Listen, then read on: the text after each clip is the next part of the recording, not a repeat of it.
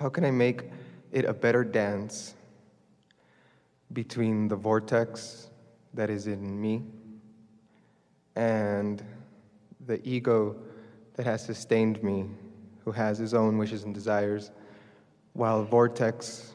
We are going to let you finish your question. Mm-hmm. But before you get too far into it, we want you just to consider this one absolute. In almost every case, that part of you that you call ego is you receiving source.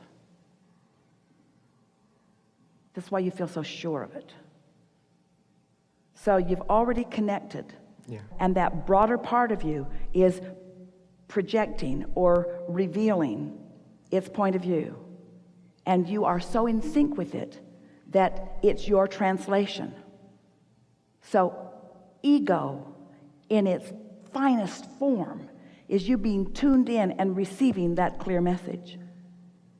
Don't you love knowing that?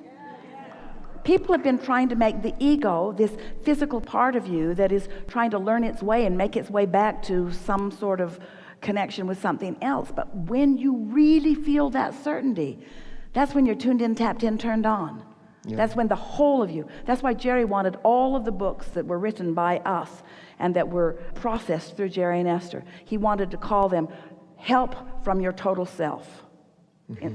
A new twist on the self-help section. Self-help from total self. So I can put source here and act through there. And it's amazing because source is always uplifting. Yeah, every time. Yeah, and because of and all-powerful, yeah. all-knowing and all-powerful. And it is probably one of the biggest gifts that I think I've received in my life. And at the same time, the most natural one.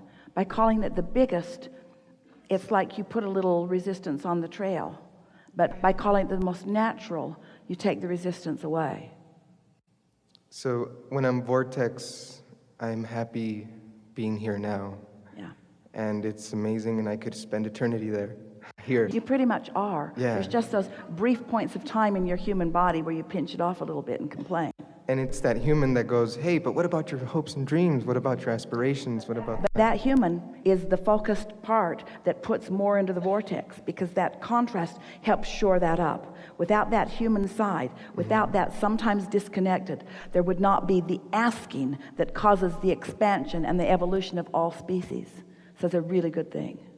So, in other words, if it were not for war, peace would not be assured. Yeah. And if it were not for sickness, wellness would not be assured.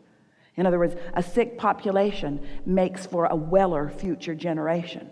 That's what the evolution of the species is about. So the ego has been an artist for this life, and the vortex is usually the artist, really.